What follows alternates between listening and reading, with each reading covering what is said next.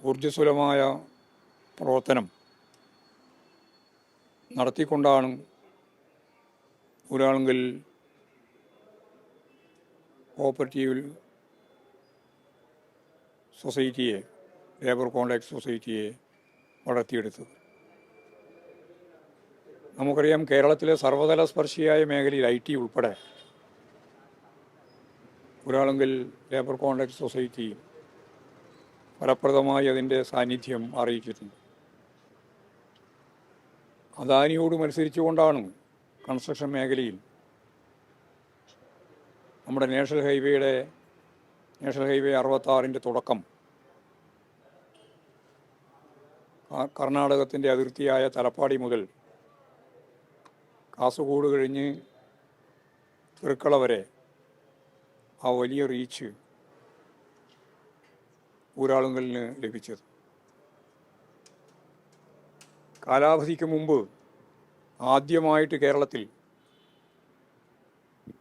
Uralungal labour contract സൊസൈറ്റിയാണ് അവരുടെ ദൗത്യം Kasaragod പട്ടണത്തിലുടനീളം ഒറ്റക്കാലിൽ പടുത്തുയർത്തിയിട്ടുള്ള 45 metre ഹൈവേയുടെ 6 വരി പാത വളരെ ആകർഷകമായി, കലാപരമായി, ദൃഢതയോടുകൂടി തന്നെ അവർക്ക് പൂർത്തിയാക്കാൻ സാധിച്ചിട്ടുള്ളത്.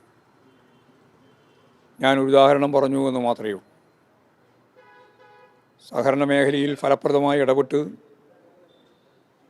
അത് ഏത് ഗവൺമെൻറ് ആയാലും രാഷ്ട്രീയമായ പകപോക്കലിൻ്റെ ഭാഗമായിട്ടുള്ള ആരോപണങ്ങളെല്ലാം ഉന്നയിച്ചതിൻ്റെ അപ്പുറത്ത് ഉമ്മൻചാണ്ടിയുടെ ഗവൺമെൻറ് ആയാലും കഴിഞ്ഞ 10 വർഷക്കാലത്ത് ഇടതുപക്ഷ ജനാധിപത്യ മുന്നണി ഗവൺമെൻറ്റിൻ്റെ കാലത്തും ഇപ്പോഴ് പ്രതിപക്ഷത്തിരിക്കുമ്പോൾ അതിശക്തിയായിട്ടുള്ള വിമർശനങ്ങളെല്ലാം ഉന്നയിച്ചവർ തന്നെ നിയമസഭയിൽ ചോദിച്ച ചോദ്യത്തിന് PWD മിനിസ്റ്റർ പറഞ്ഞ മറുപടി വളരെ ആവേശകരമായ ഒന്നായിരുന്നു. ഊരാളുങ്കലിൻ്റെ പ്രവർത്തനത്തെ സംബന്ധിച്ച് അതിലെല്ലാം ഉടനീളം അദൃശ്യമായ ഒരു കരുത്തായി ഇതിൻ്റെ എല്ലാം പിന്നിൽ പ്രവർത്തിച്ചത് രമേശൻ പാലേരിയായിരുന്നു. രമേശൻ പാലേരിയുടെ അകാലത്തിലുള്ള ഈ വിയോഗം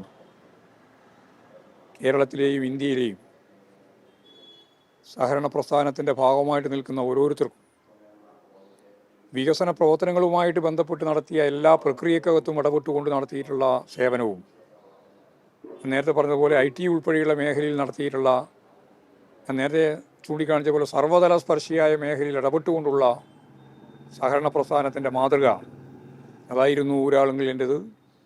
അതിൻ്റെ നെടും തൂണായിട്ട് പ്രവർത്തിക്കുകയായിരുന്നു രമേശൻ പാലേരി. രമേശൻ പാലേരിയുടെ നിയോഗം നമ്മളെല്ലാം ദുഃഖത്തിൽ ആഴ്ത്തിയിരിക്കുകയാണ്. അദ്ദേഹത്തിൻ്റെ കുടുംബവും അദ്ദേഹവുമായിട്ട് ബന്ധപ്പെട്ട് നിൽക്കുന്ന മുഴുവൻ ആളുകളും അവരനുഭവിക്കുന്ന വേദനയോടൊപ്പം ചേർന്ന് CPIM സംസ്ഥാന കമ്മിറ്റി അഗാധമായ ദുഃഖവും അനുശോചനവും കുടുംബത്തോട് ഈ ദുഃഖത്തിൽ പങ്കുചേർന്നതായും അറിയിച്ചുകൊണ്ട് ഞാൻ എൻ്റെ വാക്കുകൾ ഉപസംഹരിക്കുകയാണ്.